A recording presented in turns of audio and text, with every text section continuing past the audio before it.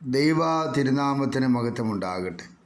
ഇന്നത്തെ ദൈവവചന ചിന്തയ്ക്കായി 1 കൊരിന്ത്യർക്ക് എഴുതിയ ലേഖനം 10-ാം അധ്യായം 30-ാമത്തെ വാക്യം, നന്ദിയോടെ അനുഭവിച്ചു സ്തോത്രം ചെയ്ത സാധന നിമിത്തം ഞാൻ ദുഷിക്കപ്പെടുന്നത് എന്തിന് എന്ന് നാം ഇവിടെ വായിക്കുന്നു.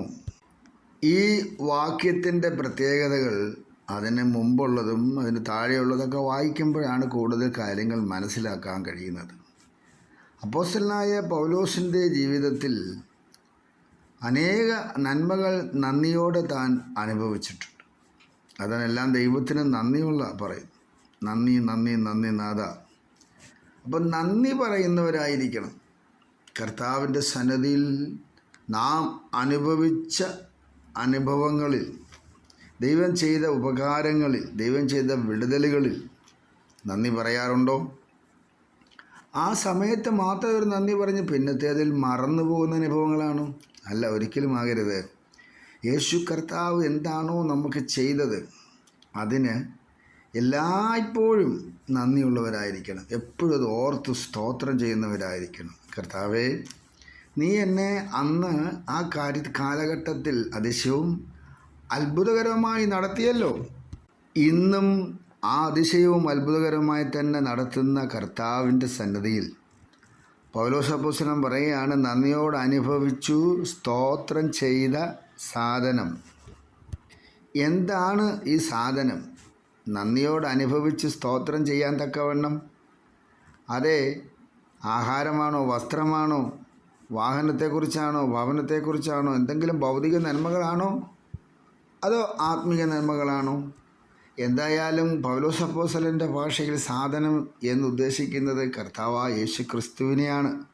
അപ്പോൾ കർത്താവായ യേശു ക്രിസ്തുവിനെയാണ് അനുഭവിച്ചു സ്തോത്രം ചെയ്യുന്നത്.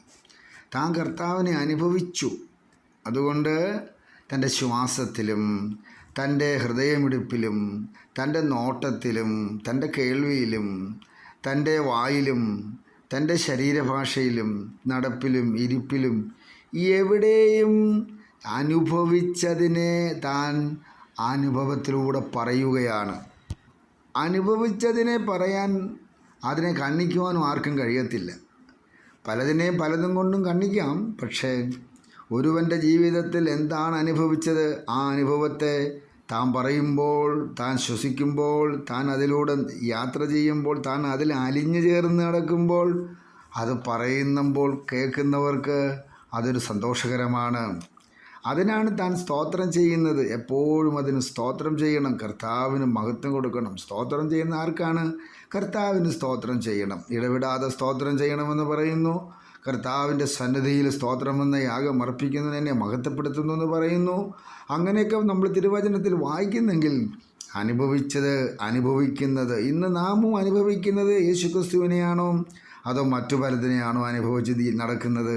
സ്വപ്നത്തിൽ എന്ന പോലെ ജീവിക്കുകയാണോ? അല്ല, ഞാൻ ഇന്ന് ദൈവവചനം പറയുമ്പോഴും ഞാൻ ഇരിക്കുന്നത് എൻ്റെ അനുഭവം എന്ന് പറയുന്നത് യേശുക്രിസ്തുവാണ്. എൻ്റെ ശ്വാസത്തിലും എൻ്റെ നോട്ടത്തിലും എൻ്റെ കേൾവിയിലും എൻ്റെ സംസാരത്തിലും എൻ്റെ എല്ലാ ഇടപാടുകളിലും യേശു ക്രിസ്തു മാത്രമാണ്. അപ്പോൾ ക്രിസ്തുവിനെ അനുഭവിച്ചവരാരും ക്രിസ്തുവിനെ ദുഷിക്കത്തില്ല, ക്രിസ്തുവിനെ തള്ളിപ്പറയത്തില്ല, ക്രിസ്തുവിനോട് പിറുപിറുക്കത്തിൽ ആവലാതി പറയത്തില്ല, മുഖം ക്ഷീണിച്ച് നടക്കത്തില്ല, മറ്റുള്ളവരുടെ മുമ്പ് നിരാശയുടെ വാക്കുകൾ പറയത്തില്ല. എല്ലായ്പ്പോഴും എല്ലായിടത്തും എപ്പോഴും സന്തോഷിക്കാൻ കർത്താവ് പറഞ്ഞതുപോലെ സന്തോഷവും പ്രത്യാശയുടെ വാക്കുകളും, അതേ ദൈവം എനിക്ക് വേണ്ടി അത്ഭുതം ചെയ്യും, ആ ദൈവം എനിക്ക് വേണ്ടി കഴിഞ്ഞ ദിവസങ്ങളെ വലിയവ ചെയ്തു, അത് ഞാൻ അനുഭവിച്ചതിന് സ്തോത്രം പറയണം. അങ്ങനെ തലമുറയ്ക്ക് വേണ്ടി ദൈവം പ്രവർത്തിച്ചു, ആ പ്രവർത്തികൾക്കായിട്ട് അനുഭവിച്ചവരല്ലേ സ്തോത്രം പറയണം. അങ്ങനെ ഓരോന്നും അനുഭവിച്ചതിന് സ്തോത്രം ചെയ്തുകൊണ്ട് യേശു ക്രിസ്തുവിന് കൊടുക്കേണ്ട മഹത്വം കൊടുത്ത് ദൈവത്തെ നമുക്ക് വാഴ്ത്തി സ്തുതിക്കുവാൻ കഴിയട്ടെ. കർത്താവിൻ്റെ വചനം നമുക്ക് അനുഗ്രഹമാകട്ടെ. ഓരോ ജീവിതത്തിലും, നമ്മുടെ എല്ലാ ജീവിതത്തിലും, നമ്മുടെ കുടുംബത്തിൽ പോലും ക്രിസ്തുവിൻ്റെ ശ്വാസമുണ്ടായിരിക്കണം. ക്രിസ്തു നിറഞ്ഞു നിൽക്കണം. ക്രിസ്തു ആയിരിക്കണം നമ്മുടെ എല്ലാം ആയിരിക്കുന്നത്. അവനാണ് സമ്പത്ത്, അവനാണ് ആരോഗ്യം, അവനാണ് സൗന്ദര്യം.